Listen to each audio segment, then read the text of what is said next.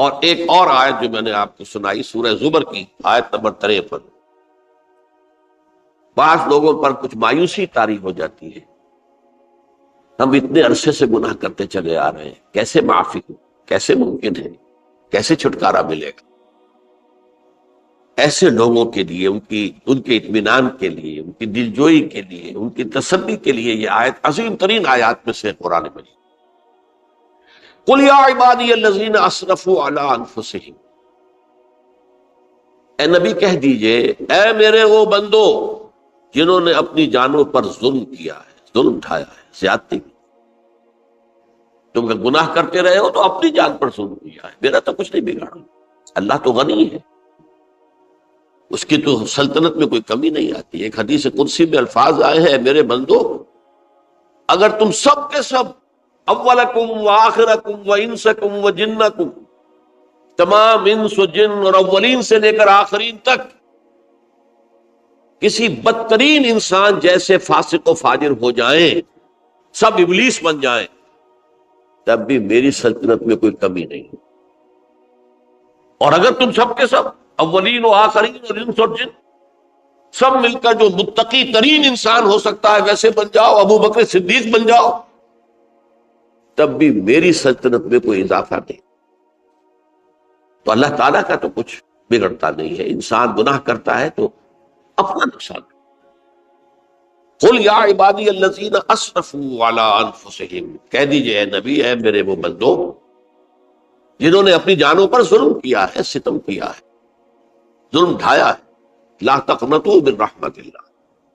میں آج بعض حدیثیں اس موضوع پر آپ کو سناؤں گا، عجیب چشم کشا حدیثیں ہیں۔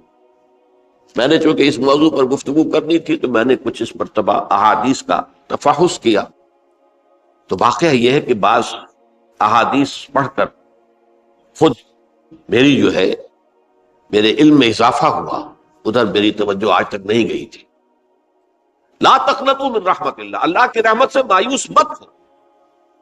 ان اللہ یغفر الذنوب جميعا، اللہ تعالیٰ تمام کے تمام گناہ معاف کرتا ہے۔ اللہ تعالیٰ کی قدرت ہے، اللہ کا اختیار ہے، اللہ کا فیصلہ ہے، لہذا مایوس نہ ہو، اصلاح کرو۔ احادیث تو میں بعد میں آپ کو سناؤں گا، اس سے پہلے اس کا فلسفہ سمجھ لیجئے اصل میں کیا ہے۔ دیکھیے، ایک ہے طبیعی اعمال، فزیکل،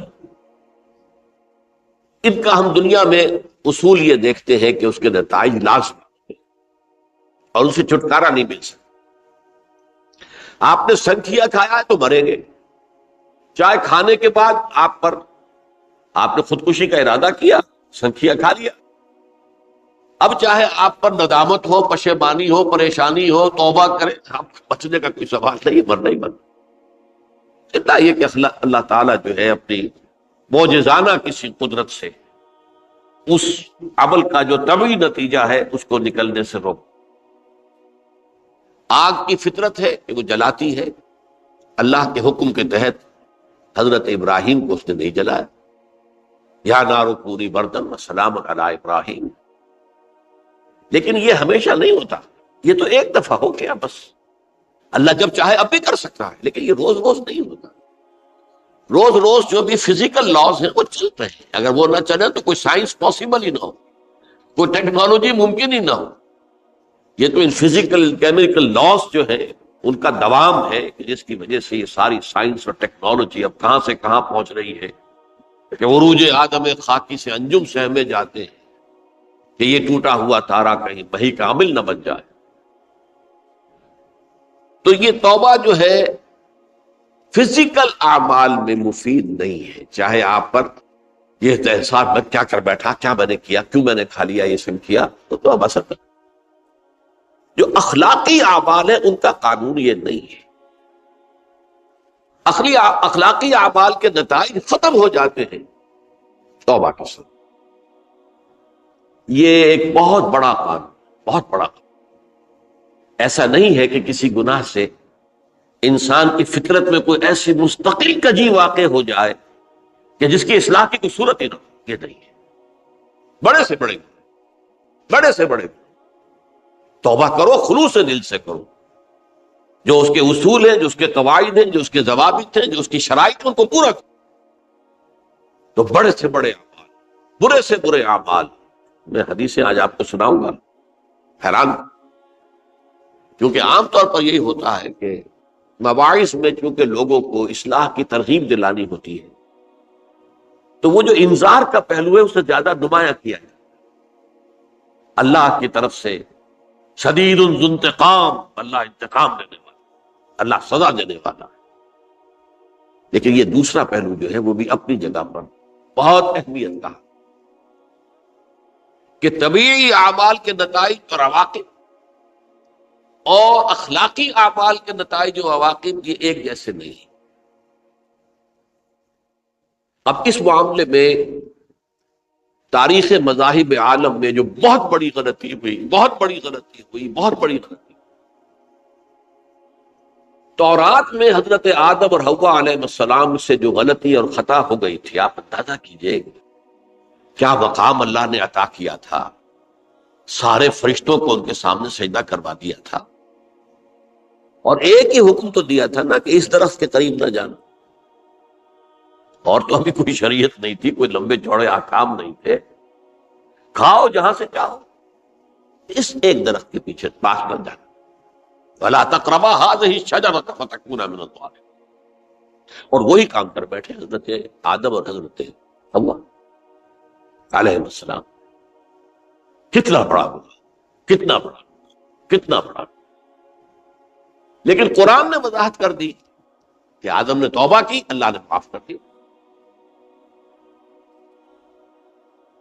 اللہ تعالیٰ سے کلمات سیکھے، ندامت دل میں پیدا ہو گئی حضرت آدم، لیکن الفاظ نہیں تھے، کن الفاظ میں اللہ سے معافی مانگوں، مجھ سے خطا ہو گئی، بہت بڑی غلطی ہوئی، وہ الفاظ بھی اللہ نے سکھائے، فَتَلَقَّىٰ آدَمُ مِن رَبِّهِ كَلِمَاتٍ۔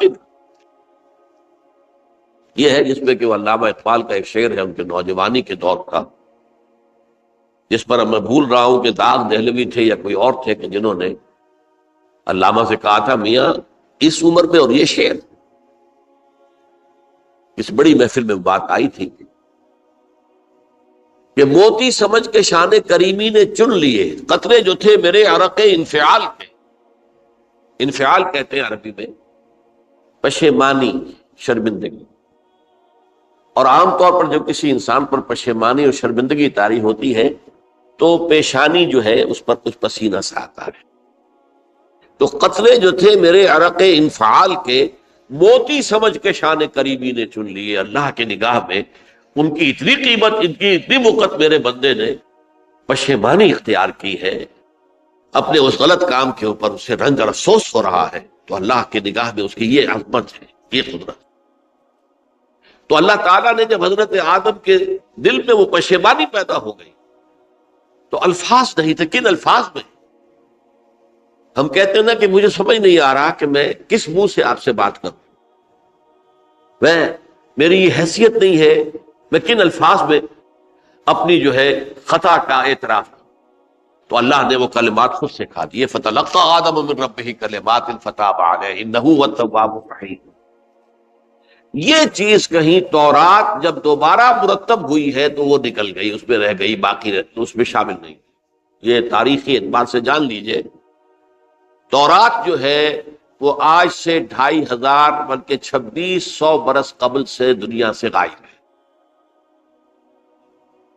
یہ تورات کا جو نسخہ تھا یروشلم میں 587 قبل مسیح میں، جب نبوکدنضر نے، شاید آج کل آپ دیکھ رہے ہوں، یہ عراق کی جنگ میں عراق کے جو خاص ڈویژنز ہیں عراقیوں کے، ریپبلکن گارڈز کے، ان میں سے ایک کا نام جو ہے وہ نبوکدنضر ڈویژن ہے، ایک کا حمورابی ڈویژن ہے۔ حمورابی جو ہے عراق کا بہت پرانا بادشاہ تھا، اور تاریخ انسانی میں سب سے پہلا قانون اس نے مرتب کیا، حمورابی۔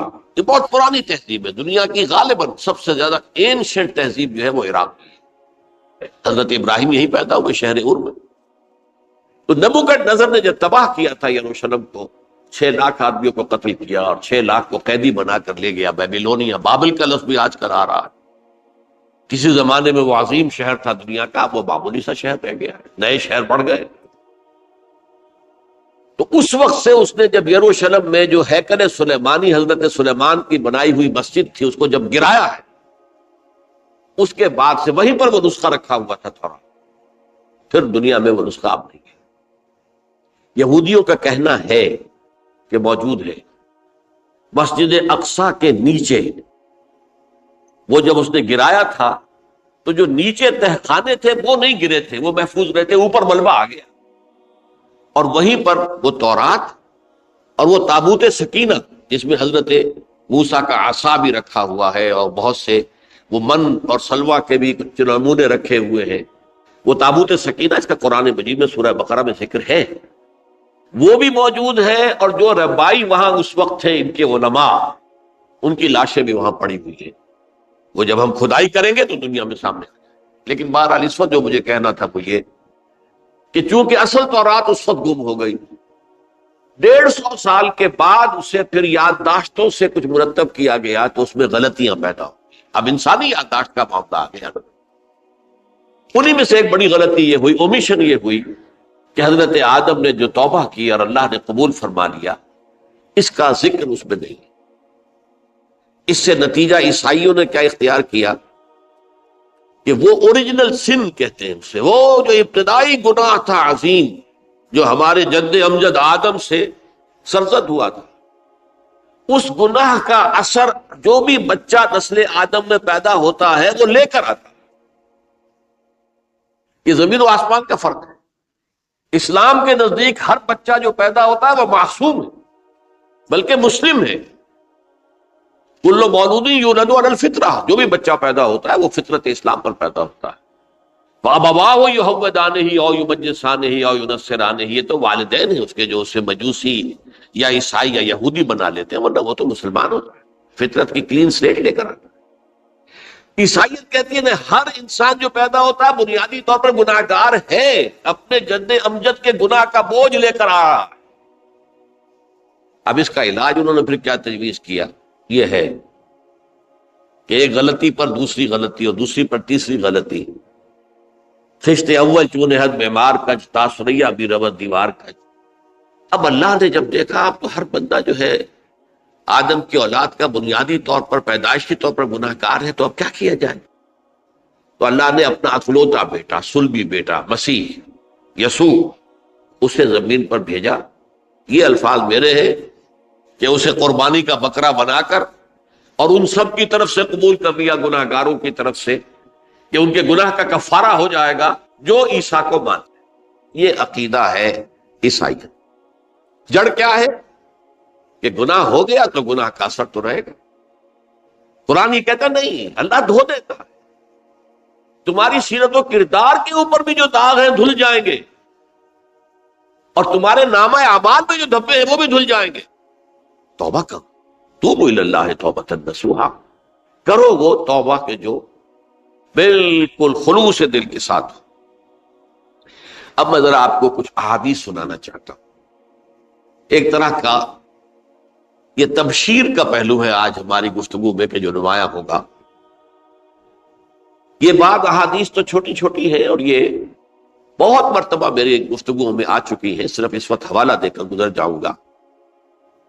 یہ ترمذی اور ابن ماجہ میں حضرت انس ابن مالک رضی اللہ تعالی عنہ سے روایت ہے، حضور نے فرمایا کل بنی آدم خطاؤون وخیر الخطائین التوابون، تمام بنی آدم خطا کار ہیں، خطا کار بھی نہیں، بہت خطا کار، بہت خطا کار،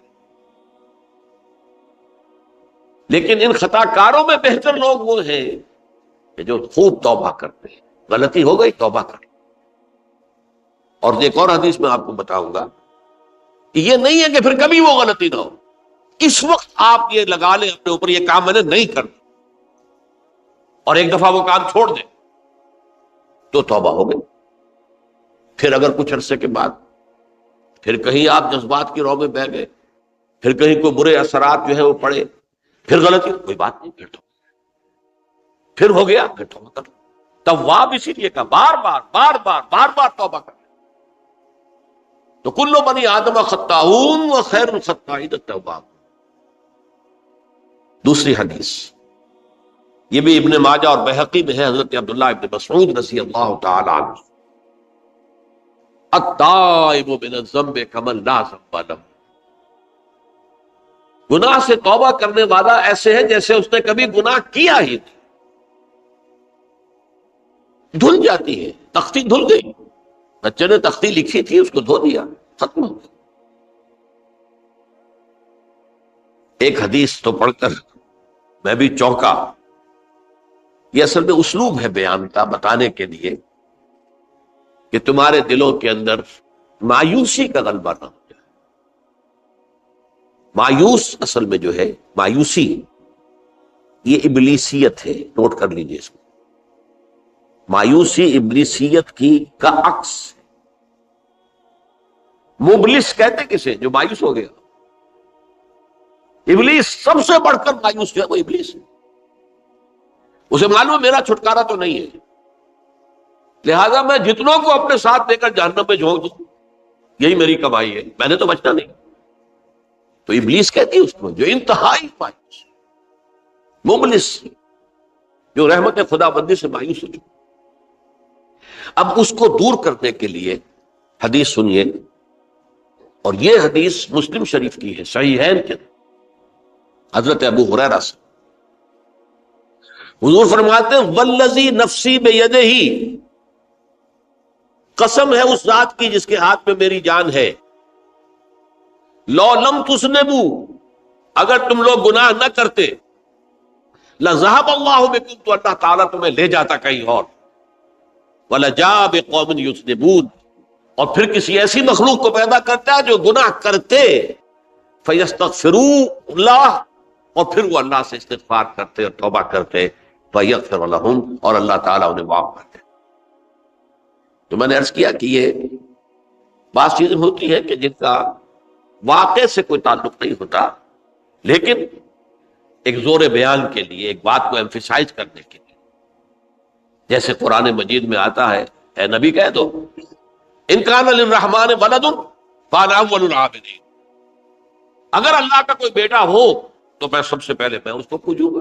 جب میں اللہ کو پوجتا ہوں تو اللہ کا اگر کوئی بیٹا ہوتا تو کیا میں اسے نہ پوچھتا؟ لیکن نہیں ہے۔ اب یہ نہیں ہے، نفی کے لیے زور دیا کہ اگر اللہ کا کوئی بیٹا ہوتا، لو کان للرحمن ولد فانا اول العابدین۔ اسی طرح یہ ہے کہ اگر انسان گناہ نہ کرتے اور گناہ کے بعد توبہ کر کے اللہ تعالیٰ کی شان غفاری کا ظہور نہ ہوتا، یہ بھی ایک عجیب فلسفے کی بات ہے، اللہ نے یہ کائنات کیوں پیدا کی؟ قرآن مجید میں اس کو براہ راست ایڈریس نہیں کیا گیا اس مسئلے کو، میرے علم کی حد تک۔ ہو سکتا ہے کہیں بہت خفی انداز میں ہو اور ابھی تک میری نگاہ سے بھی جو ہے وہ چھپا رہ گیا، ہو سکتا قرآن مجید کے غامض نکات ایسے ہو سکتے۔ کوئی شخص، میں تو کہتا ہوں کہ اگر کوئی شخص کہتا ہے، میرے بارے میں ایک عالم دین نے کہہ دیا تھا کہ اسے قرآن پر بڑا عبور حاصل ہے، تو میں نے انہیں پیغام پہنچایا، جن صاحب نے مجھے ان کا یہ جملہ سنایا تھا کہ آپ نے قرآن کی توہین کی ہے، قرآن پر عبور کسی انسان کو نہیں۔ عبور کا مفہوم کیا ہے؟ دریا کے دو کنارے ہیں، آپ اس کنارے سے اس کنارے چلے گئے تو آپ نے عبور کیا دریا۔ قرآن کے کنارے ہے ہی نہیں، لا پیدا کنار۔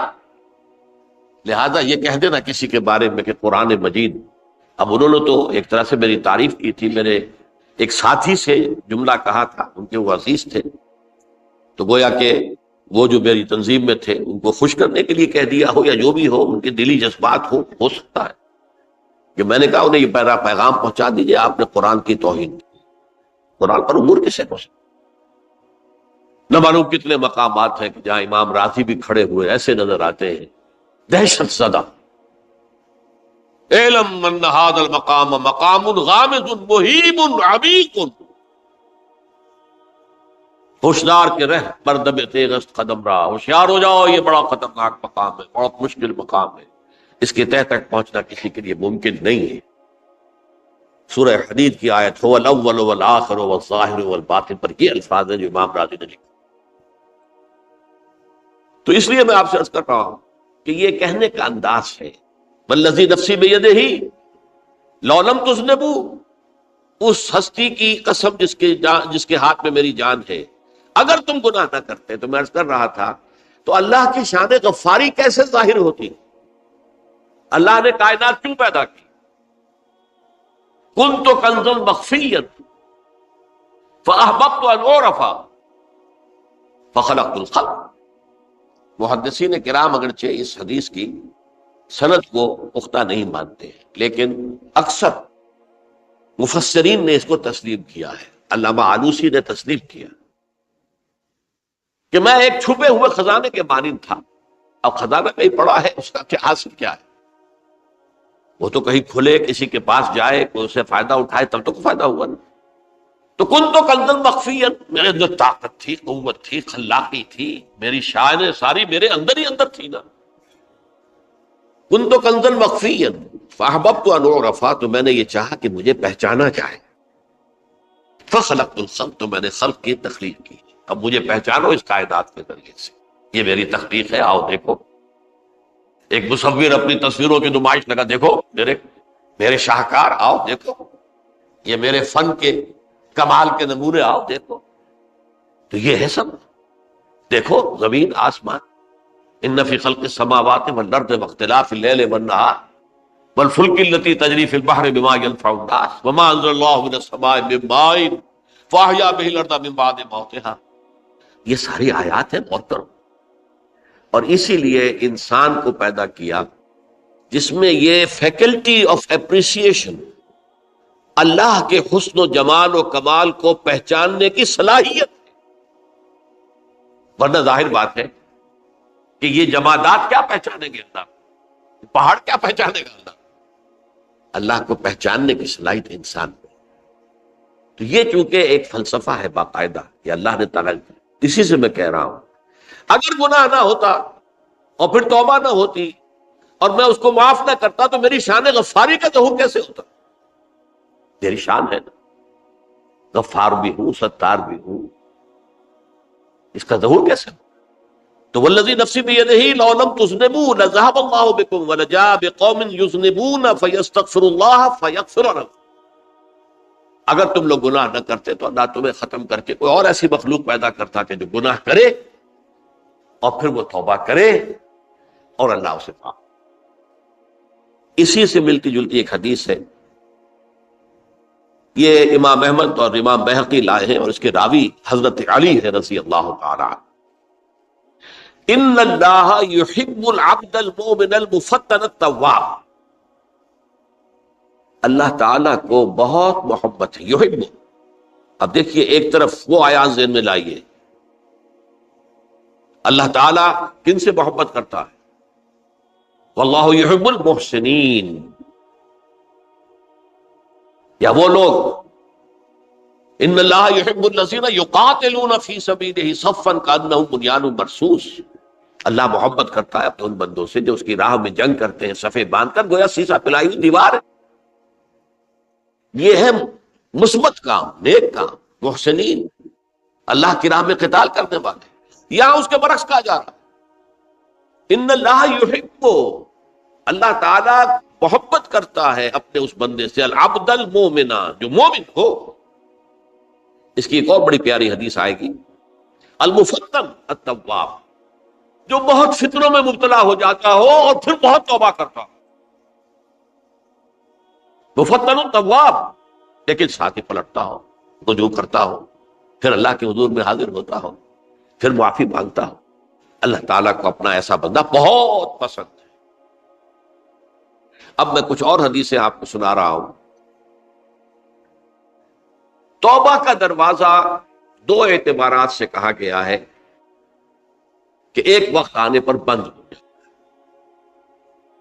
ایک حدیث کے تو الفاظ میں نوٹ کر کے نہیں لایا ہوں کہ اللہ تعالیٰ نے توبہ کا ایک دروازہ اتنا چوڑا کھلا رکھا ہوا ہے کہ جس کو عبور کرنا جو ہے وہ سال ہا سال میں ممکن ہو، اور یہ بند نہیں ہوتا جب تک کہ سورج مغرب سے طلوع نہ ہو جائے۔ یہ قیامت کی جو آخری، قریب قیامت کی جو آخری نشانیاں ہیں ان میں سے وہی حدیث میں آپ کو سنا رہا ہوں، عن ابی ہریرہ رضی اللہ تعالی عنہ، اور یہ مسلم شریف کی روایت ہے۔ من تاب قبل ان تطلع الشمس من مغربها تاب اللہ علیہ، سورج کے مغرب سے طلوع ہونے سے قبل تک جو لوگ توبہ کریں گے اللہ تعالیٰ ان کی توبہ قبول کر لے گا۔ البتہ جب وہ قیامت کی وہ نشانی ظاہر ہو جائے کہ سورج مغرب سے طلوع ہو رہا ہے، اب دروازہ توبہ کا بند ہے۔ اب اس کے بعد اگر توبہ کوئی کرتا ہے تو اللہ تعالیٰ اس کی توبہ کو قبول نہیں کرے۔ یہ تو اجتماعی سطح پر ہوئی۔ انفرادی سطح پر ان عبداللہ ابن عمر رضی اللہ تعالی عنہما عن النبی صلی اللہ علیہ وسلم قال ان اللہ عز وجل یقبل توبۃ العبد ما لم یغرغر۔ یہ ترمذی میں ہے، حضرت عبداللہ ابن عمر رضی اللہ تعالی عنہما سے کہ اللہ تعالیٰ اپنے بندے کی توبہ قبول کرتا ہے جب تک کہ وہ جسے ہم کہتے ہیں گھنگرو نہ بولنے لگے حلق کے اندر، جبکہ نزع عالم نزع ہو اور جان جو ہے وہ آ کر پھر یہاں اٹکتی ہے، تو اس وقت تک دروازہ کھلا ہے توبہ کا۔ لیکن جب یہ شکل ہو گئی تو دروازہ بند۔ یہ انفرادی سطح پر ہو گیا، جب آپ کے موت کے آثار اتنے واضح ہو گئے کہ اب جا رہے ہیں، اب توبہ کریں گے تو توبہ قبول نہیں ہو۔ اجتماعی سطح پر جب قیامت جو ہے اس کی وہ گھڑی آ گئی کہ سورج مغرب سے طلوع ہو گیا، اب توبہ کا دروازہ بند۔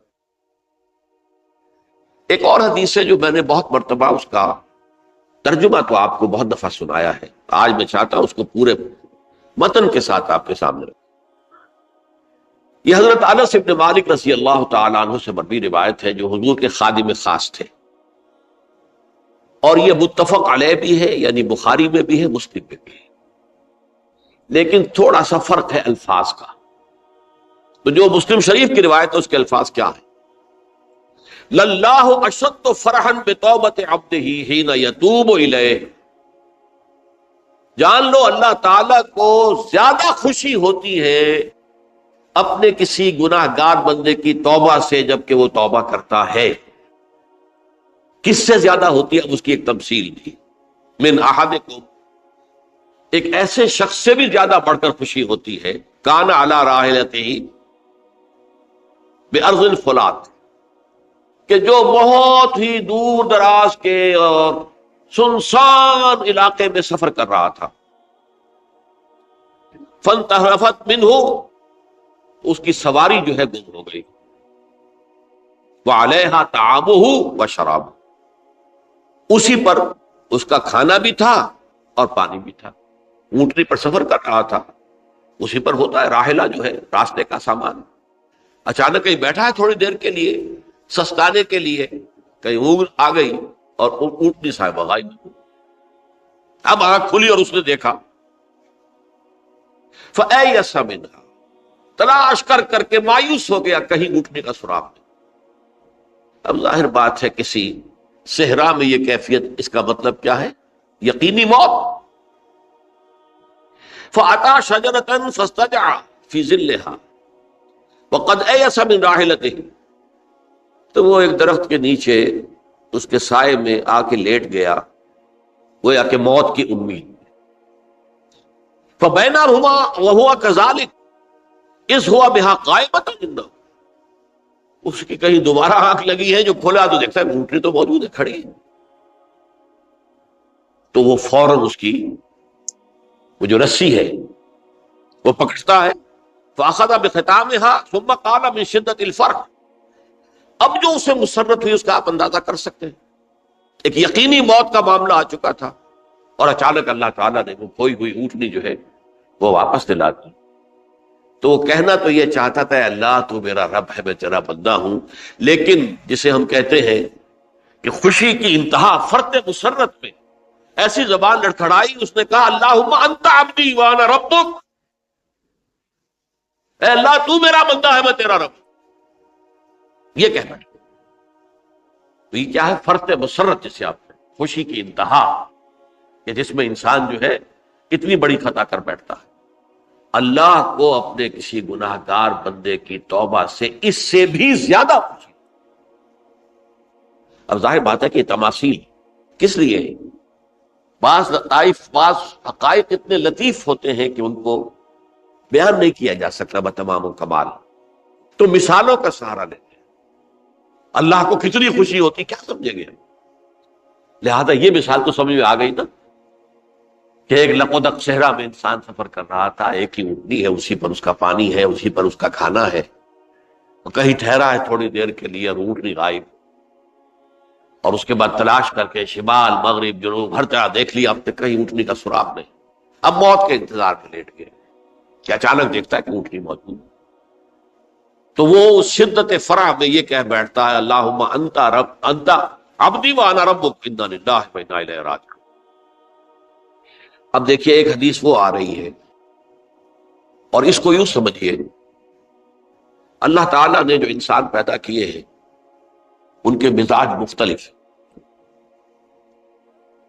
ان میں کچھ لوگ ہوتے ہیں جو قوی ہوتے ہیں ارادے کے، جو فیصلہ کر لیا ڈٹ گئے۔ کچھ لوگوں میں وہ قوت ارادی اتنی مضبوط نہیں ہوتی، وہ ادھر ادھر سوچتے رہتے ہیں۔ کچھ لوگ جسمانی طور پر بہت توانا ہوتے ہیں، کچھ لوگ جسمانی طور پر پیدائشی طور پر کمزور ہوتے ہیں۔ تو اگر کوئی قوت ارادی کمزور رکھنے والا شخص ہے، وہ بھی تو اللہ کی تخلیق ہے، اللہ کا بندہ ہے، خطاؤں کا ظہور ہو جاتا، توبہ کرتا ہے، پھر کچھ عرصے کے بعد پھر خطا کا ظہور ہو جاتا، پھر توبہ کرتا، تو ہم تو یہ سمجھیں گے کہ ایک حد کے بعد پھر اس کی توبہ قبول نہیں ہوتی چاہیے۔ لیکن حدیث سنیے، وعن ابی ہریرہ رضی اللہ تعالی عنہ قال قال رسول اللہ صلی اللہ علیہ وسلم ان عبدا اذنب ذنبا، یقیناً ایک بندہ جو ہے وہ ایک گناہ کرتا ہے، فقال، پھر وہ کہتا ہے رب، اے میرے پروردگار، اذنبت فاغفر لی، مجھ سے گناہ ہو گیا ہے، مجھے معاف کر دیجیے۔ فقال ربہ، تو پروردگار یہ کہتا ہے اعلم عبدی ان لہ ربا یغفر الذنب ویاخذ بہ، میرا یہ بندہ یہ جانتا ہے کہ اس کا ایک رب ہے جو گناہ معاف بھی کر سکتا ہے اور سزا دے بھی سکتا ہے۔ کیا معنی ہوئے؟ گناہ اس نے کیا ہے لیکن جانتا ہے اللہ کہ وہ معاف بھی فرما سکتا ہے، تبھی تو وہ اللہ سے معافی کی درخواست کر رہا ہے۔ اس کے اس جاننے کی بنیاد پر، اس کے اس علم کی بنیاد پر، اس کے اس ایمان کی بنیاد پر فرمایا غفرت لعبدی، میں نے اپنے بندے کو معاف کر دیا۔ ثم مکث ما شاء اللہ، پھر وقت گزرا جتنا کہ اللہ نے چاہا، ثم اذنب ذنبا، پھر اس سے گناہ ہو گیا، فقال رب اذنبت ذنبا فاغفر، پھر کہتا ہے پروردگار مجھ سے گناہ ہو گیا، پھر مجھے معاف فرما دے۔ فقال ربہ، اللہ فرماتا ہے عالم عبدی ان لہ ربا یغفر الذنب ویاخذ بہ، میرا بندہ ہے نا جو جانتا ہے کہ اس کا ایک رب ہے، ایمان باللہ اس کے اندر ہے، تبھی تو پکار رہا ہے، اور یہ بھی جانتا ہے کہ وہ گناہ معاف بھی کر سکتا ہے، اور چاہے تو پکڑ بھی سکتا ہے، سزا بھی دے سکتا ہے۔ تو فرمایا، اللہ تعالیٰ فرماتے ہیں میں نے فرمایا کہ میں نے معاف کر دیا۔ ثم مکث ما شاء اللہ، پھر ایک عرصہ گزرا اس کے بعد، ثم اذنب ذنبا، پھر اس نے گناہ کیا، قال رب اذنبت ذنبا آخر، اس نے کہا پروردگار میں نے تو پھر ایک اور گناہ کر دیا، فاغفر لی، مجھے بخش دے۔ فقال اعلم عبدی ان لہ ربا یغفر الذنب ویاخذ بہ، میرا بندہ جانتا ہے نا کہ اس کا ایک رب ہے جسے وہ پکار رہا ہے، اور وہ جانتا ہے کہ اسے اختیار حاصل ہے کہ چاہے تو بخش دے اور چاہے تو پکڑ دے۔ اس کے اس علم، اس ایمان کی بنیاد پر میں نے اسے معاف کر دیا۔ ایک اور حدیث، میں نے چونکہ اس گفتگو کے لیے ان احادیث کا تفحص کیا ہے، یہ تو بہت ہیں حدیثیں، میں نے ان میں سے کچھ چنی ہے۔ ہمارے بعض واعظ ناصح وہ بھی کسی شخص کو روکتے رہے، برائیوں سے روکتے رہے، نہیں رکتا، تو کہیں غصے میں آ کے اللہ تجھے کبھی معاف نہیں کرے۔ یہ کتنا بڑا جرم ہے، اس کا اندازہ کیجئے اس حدیث سے۔ تم میرے بندے کو میری رحمت سے مایوس کر رہے، کتنا بڑا جرم ہے، اس کا اندازہ کیجئے۔ یہ مسلم شریف کی روایت ہے عن جندب، حضرت جندب رضی اللہ تعالی عنہ سے، ان رسول اللہ صلی اللہ علیہ وسلم حدث، کہ اللہ کے رسول صلی اللہ علیہ وسلم نے ایک واقعہ بیان کیا، ان رجلا قال، کہ ایک شخص نے یہ کہا، واللہ لا یغفر اللہ لفلان، کہ خدا کی قسم اللہ تعالیٰ فلاں شخص کو کبھی معاف نہیں کرے، وَأَنَّ اللَّهَ تَعَالَى قَالَ، اس پر اللہ تعالیٰ نے یہ فرمایا، مَنْ ذَا الَّذِي يَتَعَالَّىٰ عَلَيَّ، یہ کون ہے جو میرے اوپر حکومت کرنے والا آ گیا، جو میری طرف سے حکم لگا رہا کہ میں کبھی معاف نہیں کروں گا۔ مَنْ ذَا الَّذِي، کون ہے وہ شخص، الَّذِي يَتَعَالَّىٰ عَلَيَّ انی لا اغفر لفلان، کہ میں فلاں شخص کو کبھی معاف نہیں کروں گا، قد غفرت لفلان، اس کو تو میں نے معاف کر دیا، وَأَحْبَطْتُ عَمَلَهُ، اس شخص کے تمام اعمال میں نے ضائع کر دیے کہ تم نے میرے بندے کو مایوس کیا۔ یہ ہے جرم کی انتہا۔ تو توبہ کی دعوت دیتے رہو، توبہ کے لیے لوگوں کو آمادہ کرتے رہو، توبہ جو ہے اس کے لیے ترغیب دیتے رہو، اللہ تعالیٰ معاف فرمانے والا۔ اب آخری حدیث سنا رہا ہوں، یہ تو بہت ہی عجیب حدیث ہے اور متفق علیہ، یہ بخاری اور مسلم دونوں نے۔ حضرت ابو سعید الخدری رضی اللہ تعالی عنہ جو ہے اس کے راوی، حضور نے فرمایا، کانا فی من کانا قبلکم رجل قتل 99 نفسا، تم سے پہلے جو امت تھی بنی اسرائیل، ان کا ذکر ہے، اس میں ایک آدمی ایسا تھا جس نے 99 قتل کیے تھے۔ اب آپ اندازہ کیجئے کتنا بڑا گناہ کبیرہ ہے قتل۔ قرآن مجید میں آتا ہے فَكَأَنَّمَا قَتَلَ النَّاسَ جَمِيعًا، اگر ایک انسان کو بھی ناحق قتل کر دیا گیا تو یہ ایسی ہے گویا کہ اس نے پوری نوع انسانی کو قتل کر دیا، اس نے 99 قتل کی۔ فَهَلْ لَهُ مِن تَوْبَةٍ، پھر اس کے بعد یہ ہوا کہ اس کے اندر توبہ کا جذبہ پیدا ہوا۔ فَسَأَلَ عَنْ أَعْلَمِ أَهْلِ الْأَرْضِ، تو اس نے پھر سوال کیا، لوگوں سے پوچھا کہ زمین میں رہنے والوں میں کون سب سے بڑا عالم ہے۔ فَدُلَّ عَلَىٰ رَاهِبٍ، تو اسے بتایا گیا فلاں راہب فلاں جگہ پر ہے، وہ بہت نیک ہے، بڑا عالم ہے۔ فَأَتَاهُ، وہ اس کے پاس آیا، فَقَالَ أَنَّهُ قَتَلَ 99 نَفْسًا فَهَلْ لَهُ مِن تَوْبَةٍ، انہوں نے کہا دیکھیے راہب صاحب، میں نے 99 انسان قتل کیے، اب مجھے یہ بتائیے کہ میرے لیے توبہ کا کوئی امکان ہے؟ فقال اللہ، اس نے کہا نہیں۔ فقتلہ، اس نے اس کو بھی قتل کر دیا۔ فکمل بہ 100، اپنی سینچری مکمل کر لی، مطلب 99 کے بعد ایک ہی کسر تھی، اس کو بھی قتل کیا، 100 پورے کر لیے۔ ثم سأل عن عالم اہل الارض، پھر اس نے پوچھا کوئی اور، کوئی بڑے عالم انسان ہو۔ فدل علی رجل عالم، پھر اس کی رہنمائی کی گئی ایک بڑے عالم شخص کی طرف۔ فقال انہ قتل 100 نفس، تو اس نے وہاں جا کر کہا کہ میں 100 انسان ہلاک کر چکا ہوں، قتل کر چکا ہوں۔ فہل لہ من توبہ، میرے لیے توبہ کا کوئی امکان ہے؟ فقال نعم، کیوں نہیں، 100 قتل کیے تب بھی کیا ہے، توبہ کا راستہ دروازہ کھلا ہوا، معلوم یغرغر، جب تک کہ وہ گھنگرو نہیں بج رہا اس وقت تک تمہارے توبہ کا دروازہ کھلا ہوا ہے۔ فرمایا نعم، وَمَن يَحُولُ بَيْنَهُ وَبَيْنَ التَّوْبَةِ، تمہاری توبہ کے درمیان اور تمہارے درمیان کون حائل ہو سکتا ہے، توبہ کا دروازہ کھلا ہے۔ لیکن ساتھ ہی کہا انطلق الی ارض کذا و کذا، اب تم ایسے کرو، جہاں تم رہتے ہو وہاں نہ جاؤ واپس، وہاں کا ماحول اچھا نہیں ہے، معاشرہ اچھا نہیں ہے، ہو سکتا ہے کہ تم توبہ پر قائم نہ رہ سکو، تم فلاں جگہ چلے جاؤ، وہاں اچھے لوگ آباد ہیں، ان میں جا کر رہو۔ فإن بها أناسا يعبدون اللہ تعالی، وہاں ایسے لوگ آباد ہیں جو اللہ کی بندگی کرتے ہیں۔ فاعبد اللہ معهم، تو تم ان کے ساتھ مل کر اللہ کی بندگی اور پرستش کرو۔ ولا ترجع الى ارضک، اپنی زمین کی طرف اپنے وطن میں واپس مت جاؤ۔ فإنها ارض سوء، وہ بری جگہ ہے۔ فانطلقا، تو وہ چل پڑا، ہجرت کر رہا ہے، اس جگہ جا رہا ہے جہاں کا راہب نے بتایا تھا۔ حتی اذا نصف الطریق، جب آدھا راستہ اس نے پورا کر لیا، اتاہ الموت، موت آ،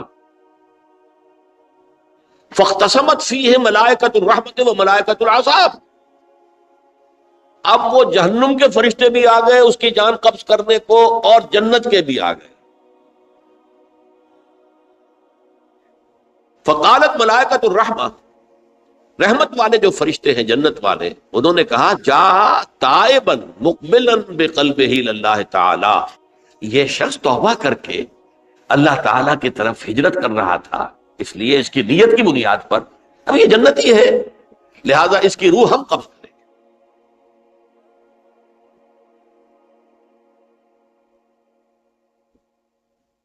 وقالت الملائکۃ العذاب، اور وہ جو عذاب والے فرشتے ہیں وہ کہیں گے انہ لم یعمل خیرا قط، تو نے توبہ کے بعد کوئی نیک عمل تو کیا ہی نہیں، تو کس بنیاد پر اس کو تم جنت میں لے جاؤ، اس کو تو دوزخ میں جانا چاہیے.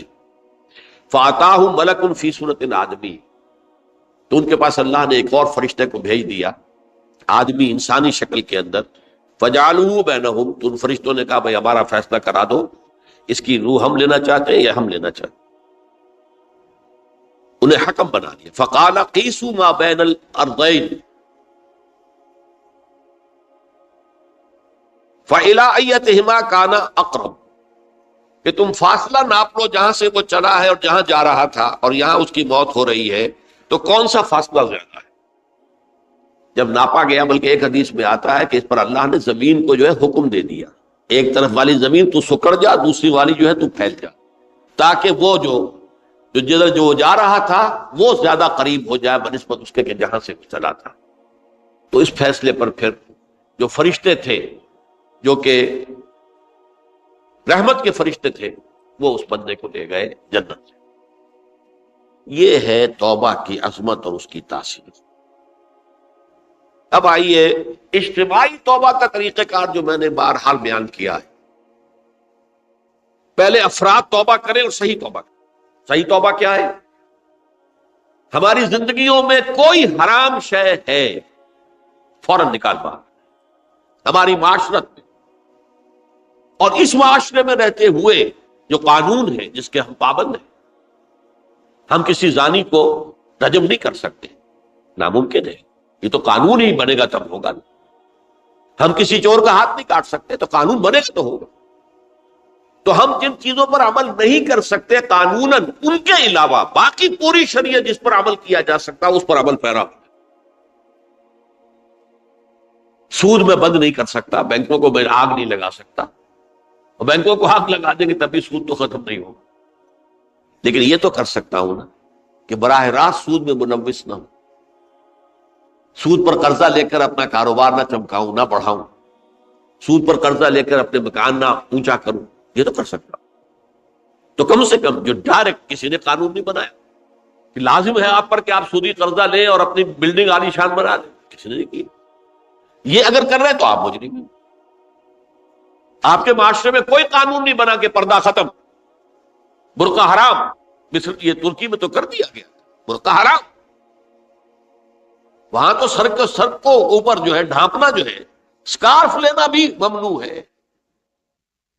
یہاں تو نہیں ہے. پھر یہاں جنہوں نے چھوڑا ہے مجرم خود ہے. یہاں تو اللہ کا شکر ہے کوئی ایسا مصطفیٰ کمال پیدا آج تک نہیں ہوا ہے کہ جس نے ان چیزوں کا حکم دیا. ہاں ترغیب ہے ذرائع ابلاغ کے ذریعے سے، فحاشی ہے، اریانی ہے، لیکن چوز آپ خود کرتے ہیں، فیصلے کا اختیار آپ کا آپ کا. تو جن چیزوں کے اندر بھی گناہ سے بچنے کا امکان ہے اس کو عملاً ترک کیا جائے. اور نمبر 2، عزم مصمم کر لیا جائے کہ اللہ اب بقیہ زندگی جتنی بھی ہے اس میں اپنی توانائیاں، اپنی قوتیں، اپنی صلاحیتیں صرف کروں گا تیرے دین کی تبلیغ اور تیرے دین کے قائم کرنے کی جدوجہد. عزم مصمم. یہ لوگ اگر 14 کروڑ میں 14 لاکھ بھی ہو جائیں، بہرحال 2-4 کی توبہ کرنے سے ملک کی قسمت نہیں بدلتی. معتدل تعداد کے اندر جو ہے یہ لوگ اگر ایسے ہو جائیں اور پھر یہ کہ وہ مل کر اگر زور لگائیں تو واقعتاً اس ملک کے اندر شریعت اسلامی کا نفاذ ہو سکتا ہے، اللہ کا نظام قائم کیا جا سکتا ہے. یہ ملک بنایا اسی لیے گیا تھا. تو یہ توبہ کا جو ہے اجتماعی توبہ کا یہ پوری تفصیل تو میں بارہا بیان کر چکا ہوں.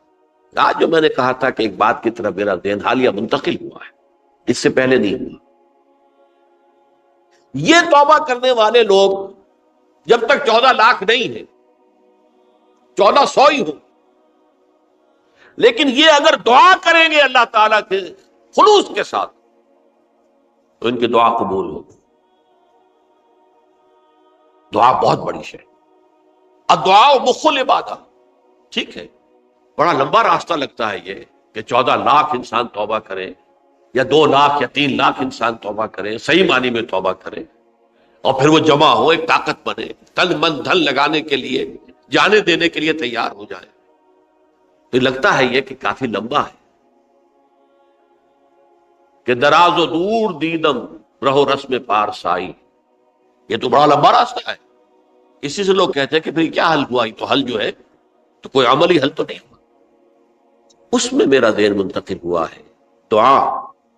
اجیب دعوت الداعی اذا دعان امن یجیب المضطر اذا دعاہ. بھلا وہ کون ہے جو کسی مضطر کسے کہتے ہیں؟ ایک شخص نہایت پریشان حال ہو گیا ہو، نہایت پریشان حال، اور میں اللہ کو پکارے، پروردگار تو میری دستگیری فرما. اللہ کسی اور طرف مجھے کوئی توقع نہیں رہی، کوئی نہیں رہا جس سے مجھے کوئی امید. یہ مضطر اضطرار کی حالت میں آ کر جب بالکل بے چین ہو کر اللہ کو پکارتا ہے تو اللہ اس کی دعا قبول کرتا ہے. اور دعا کی حد یہاں تک بھی آتے ہیں الفاظ کہ لا یرد البلاء قضاء الا بالدعاء. تقدیر الہی کو بھی اس لیے 2 حصوں میں تقسیم کیا گیا. تقدیر مبرم، ایک تو اللہ کا وہ فیصلہ ہے جو ٹل نہیں سکتا کسی صورت میں. ایک تقدیر معلق ہوتی ہے تو صحیح اللہ کا فیصلہ، لیکن اس میں تبدیلی ہو سکتی ہے. یہ جو تقدیر معلق ہوتی ہے اس میں دعا انتہائی مؤثر شے ہے.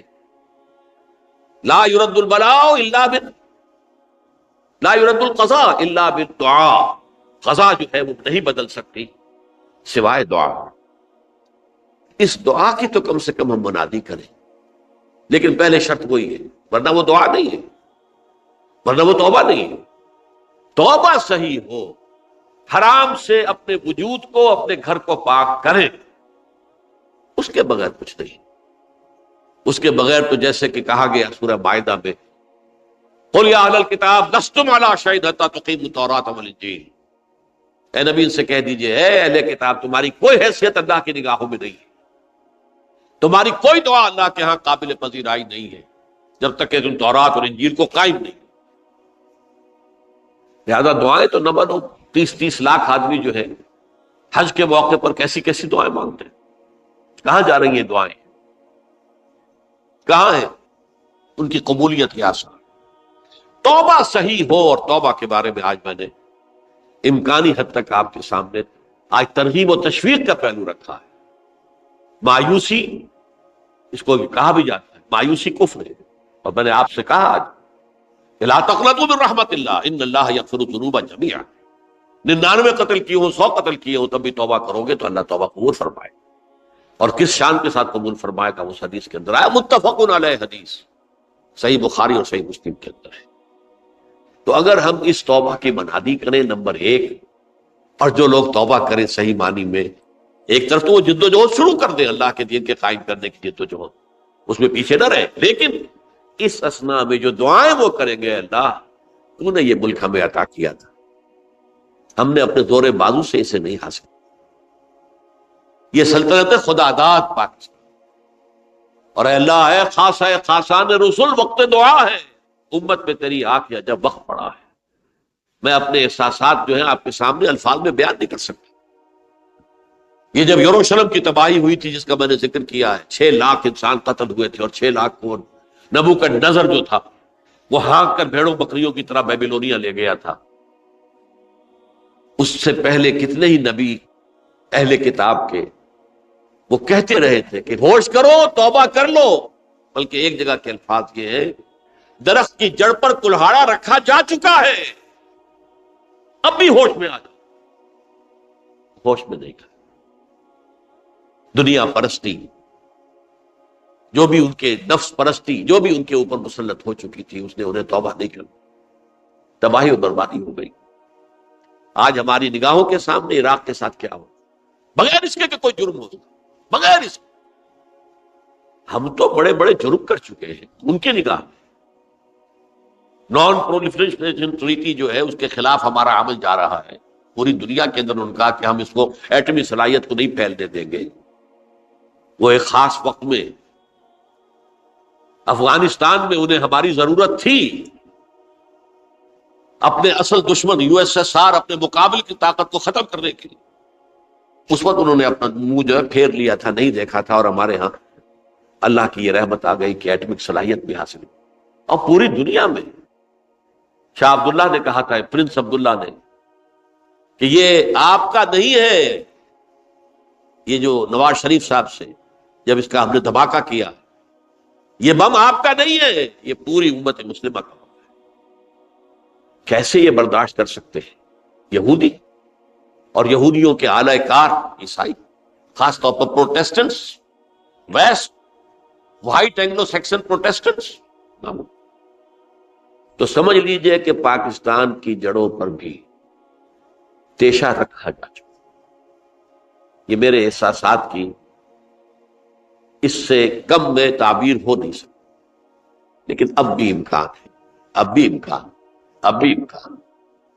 توبہ کرو، توبہ کراؤ، مل جل کر طاقت بنو، کوشش کرو کہ یہاں اسلام کا نظام آ جائے، اور اس اسنا میں بھی دعا کرو اللہ تعالیٰ سے کہ اللہ ہمیں مہلت عطا فرما دے، ہمیں کچھ اور مہلت عطا فرما دے، اے اللہ ہمیں کچھ اور مہلت عطا فرما دے۔ بارک اللہ لی ولکم فی القرآن العظیم ونفعنی وإیاکم بالآیات والذکر الحکیم۔